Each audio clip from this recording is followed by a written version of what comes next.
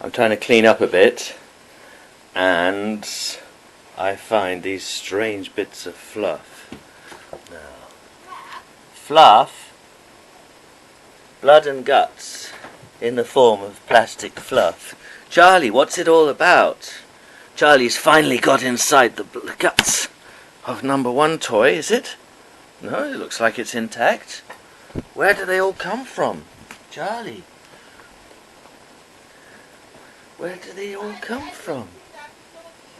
Oh, it's the other one, is it? Where is it? I don't know where that Ah, it's been murdered. The pink bear's been murdered. No, pink bear. no, That pink doggy, bear's that pink doggy. bear's intact. This Oops. doggy there, he's holding it. The doggy? Yeah, on the Where? back. On the It's back? fully open. Charlie, we've got to see this wound. Is it fatal? Come on, Charlie. Drop, drop, drop, drop, drop, drop. Oh yes, look. Oi. Look. There it is. Yeah, I did see the back was open. Oh no. We'll have to see if we can collect everything back together again. I was going to make a video for my friend Dan, who's in Vietnam. At least I think he's in Vietnam. And he's just telling me that his guru has gone on winter's retreat. How wonderful he must be to have a guru who's gone on winter's retreat. I'm so jealous. And anyway, hey, he asked me if I went, or a sort of implicit question, whether I went away on the sort of traditional 3 years retreat on top of a mountain or something. But to the extent that I did 3 years retreat, I did it here at home with my beautiful wife. And Charlie wasn't even existing then, were you, Charlie? That's a beautiful picture of you. Charlie wasn't even a twinkle in the eye, was he? Gonga was still alive. That's our old dog. And then Gonga died. There's Gunga there. Then my father died.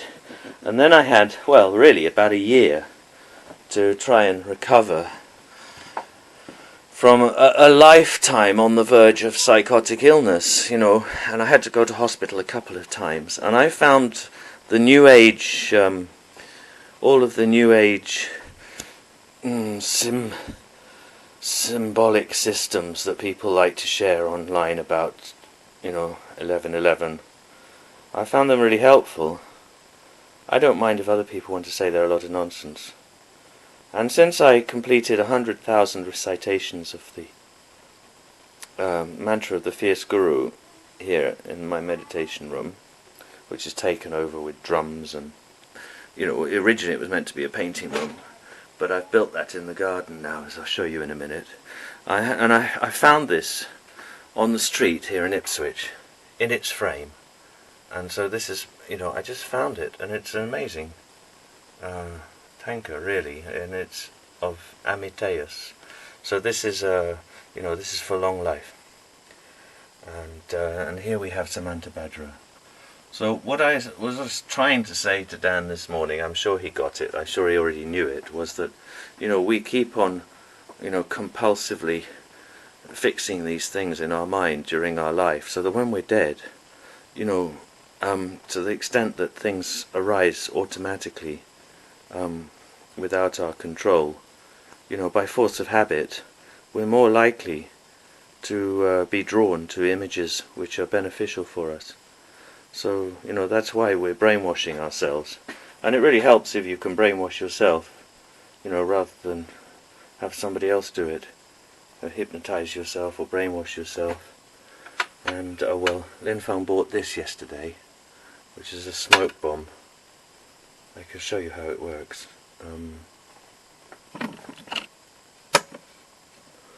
What colour is it going to be? Red? Yeah. Hang on just one moment.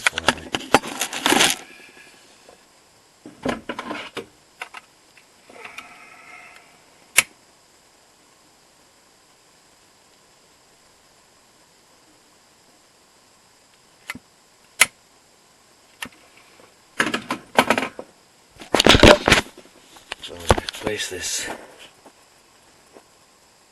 on here.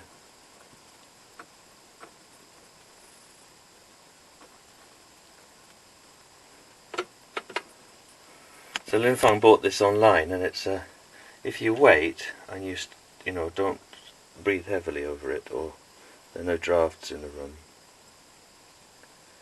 you'll find that it fills up with smoke, and you have a little smoke waterfall come down into this bottom part. Yes, so back to my exchange with Dan this morning, who's been a friend with me on Facebook for quite some time, and he's asked me several times, and maybe he denies this and says, "Oh, you're reading too much into my simple words," but he has asked me several times about this 3-year retreat. Well, I did it right here in this room, and it really only took about an hour a day, but it was a daily commitment, and if I missed it for a day, then I had to catch up, and the calculation was that the mantra took about 45 seconds to recite, and of course at the beginning I didn't know it by heart, so I used this abacus, and I actually used the guitar to start with, and this abacus would be 100, wouldn't it? So I did 100 a day, you know, and I had the mantra printed out in front of me, and the guitar, and I had a very simple tune, and I stood here for an hour at the beginning, with the words in front of me, and then of course I calculated that with it taking that long to do every day, it would take me 3 years, and that's what it took, and that meant that I had accumulated 100,000 recitations of this mantra. Now, where I got the mantra from is also important, because I got it from the American Library of Congress. It wasn't transmitted to me in the traditional way with, you know, Wang and Long, you know. I have other initiations that have come from the Gelugpa tradition, which are, you know, authentic in that sense. But the advantage of not having, you know, a living Buddha, a living Guru Buddha, you know, at that point for me was that I could really, you know, manage all of the political and ethical scandals in the Buddhist world much more easily. You know, it didn't shake my faith too much. And of course, you know, the mantra of the fierce Guru is for Padmasambhava, and you know, he has communicated through tertons, through you know, revealed treasures that are you know, encoded, you know, buried with you know, like a time capsule to be opened at certain times by certain individuals. And this is the fierce Guru, so I really had a problem over those 3 years to try and visualize his ferocity, you know, with any sort of convincing degree of force. I mean, I was trying to find any sort of memories in my mind of real terrors, you know, in order to empower and activate these sort of transmissions. And last night I had the most horrific nightmares. I don't want to tell you the details, but they really were horrific. And I think the reason is because today is the 4th of December. Let's go out to the garden. Here we have Shenrizik Om Mani Padme Hum. Here we have Padmasambhava. And in the temple we have my Tara practice and my Guru Yoga, which is really centered on His Holiness the Dalai Lama. So we'll go and have a look.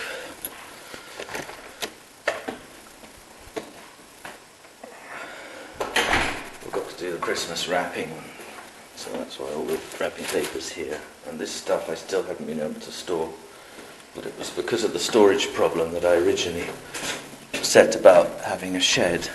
And my neighbour upstairs, Terry, provided all of the wood for free.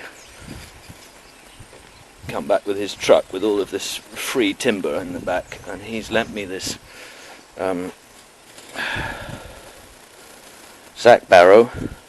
My mum gave me her old wheelbarrow because she doesn't have a big garden anymore, and we got these paving slabs which I'm struggling to make level. as the garden is absolutely like a quagmire at the moment. And this should be a straight path. So you see the straight path goes down to the temple.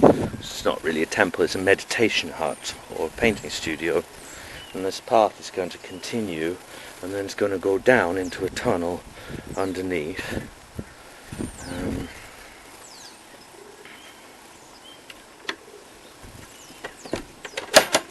And this temple is dedicated to Vajravarahi because she's the consort of Guru Samadhi Buddha Heruka. She's not letting me in at the moment. Hang on. Hang on.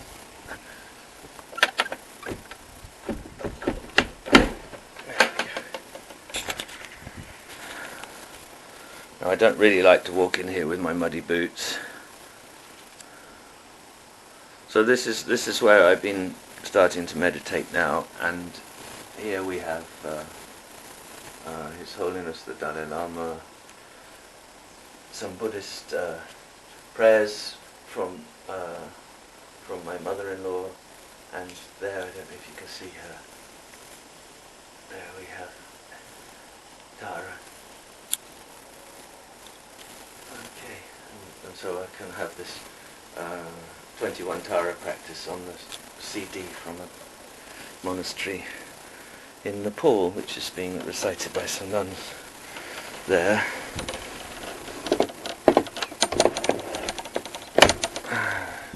And you can walk around this.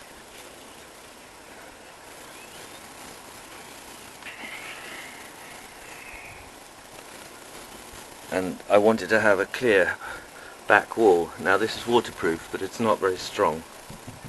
I don't know if I can buy some more materials. I'll see if I can make it stronger. But we have the rupa here in the ivy. And I'm going to end the video here, but I just want to complete what I was saying, I think, about the 3-year close retreat I did with the mantra of the fierce guru, and how I was trying to conjure up something that was fierce and wrathful enough, because we're so spoiled. We've been brought up in a very soft, cushy, safe life. We see horrors on the news every day, but they're not close to us, thank God. Now you start to practice with Vajravarahi, and you're going to have really horrific nightmares. Almost certainly. And this just prefigures what will happen after you die. And I think the point that I was hoping that Dan would pick up and just confirm or echo back, say, yes, I know about that already, you're right, or something, was that with Samaya, in a sense you can relax, because very little of what we do is actually controlled by this ego self. The ego self claims credit for much more than it's actually capable of doing. I think on my walk in the park this morning, we could say it's a little bit like a controller standing beside a railway track. Now, the controller didn't build the railway track, or the switching system, or the 2 ways that it goes.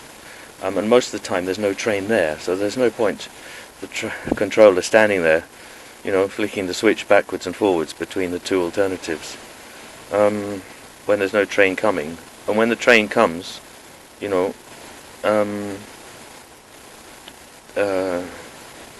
might be asleep. But I think this is the little bit of credit that I'm prepared to give the ego. So most of what's going on is a habit pattern of mind, and that survives death. So hopefully you will set up a kind of automation for yourself, so that you'll go straight to the copper-coloured mountain,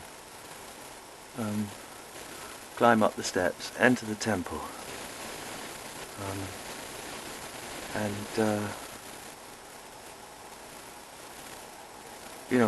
and reside there. So, when I was asked whether I went off to some mountain, I wish I had, you know. I'm a terrible romantic, and I wish I had. In a sense, I did that, but it didn't work for me. I had to come back home, and I had to just, you know, sit on this travel bug, squash him underfoot, if you like, and stay at home.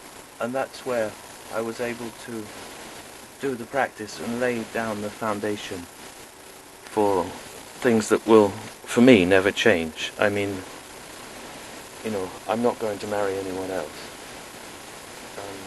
In this life, my wife is my wife, and my Samaya is my Samaya, and my Guru is my Guru. And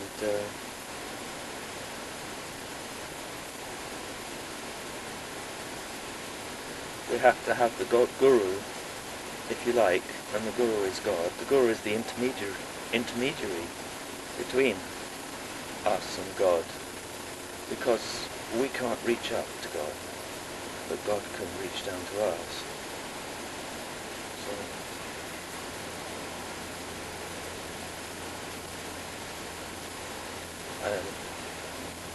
my neighbour's a Jehovah's Witness, and so I was able to say to her today, hope in Jehovah and keep his ways.